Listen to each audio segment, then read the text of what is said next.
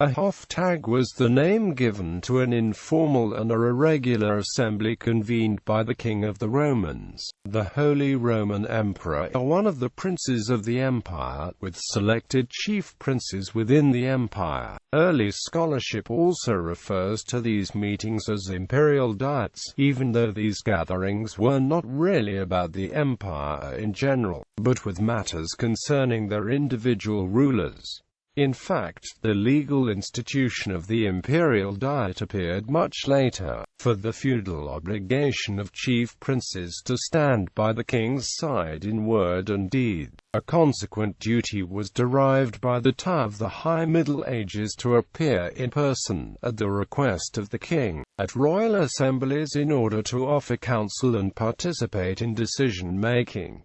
This was the so-called court attendant's duty. The assemblies themselves were given various names in the different sources, such as Parlamentum, Conventus, Colloquium, Curia or Curia Regis. All these terms could be qualified with adjectives such as solemnize or magnus in order to clarify the nature. The Hoftag differed from the usual council meetings of the royal court essentially only in the additional participation of those invited. These could be princes, members of the nobility, prelates or representatives of foreign powers. For the 13th century, representatives of the free imperial cities were also invited to Hoftag. The assemblies were organized along the lines of a royal court meeting and were firmly focused on the king. When the king held such assemblies and whom he invited was entirely at his discretion. Hence, a distinction between the counsel given by the princes and the legal consent to a decision is difficult to make. However, it was from their obligation to advise the king, that the right soon emerged for the princes to be consulted on important matters concerning the empire, such as the declaration of an imperial military campaign, exactly which matters the king had to be advised on and seek the approval of the princes seems to have been largely at the discretion of the king. So the Hoftag certainly cannot be viewed as an institutionalized joint exercise of power by the princes. Documents of the High and Late Middle Ages containing important policy decisions or orders concerning imperial estates emphasize that the decisions were made with the advice and consent of the princes.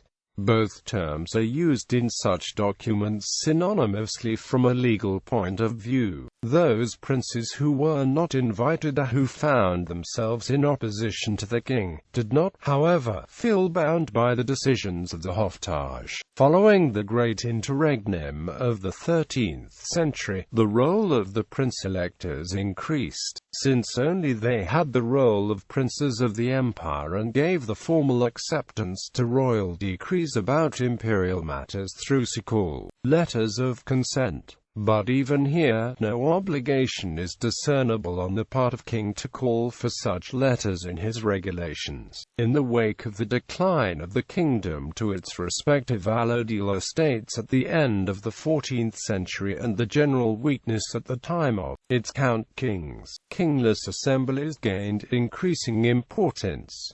At these gatherings, the principal rulers in the empire held council. Only rarely were Hoftag now called. For these kingless assemblies emerged the legal institution of the Imperial Diet at the end of the 15th century.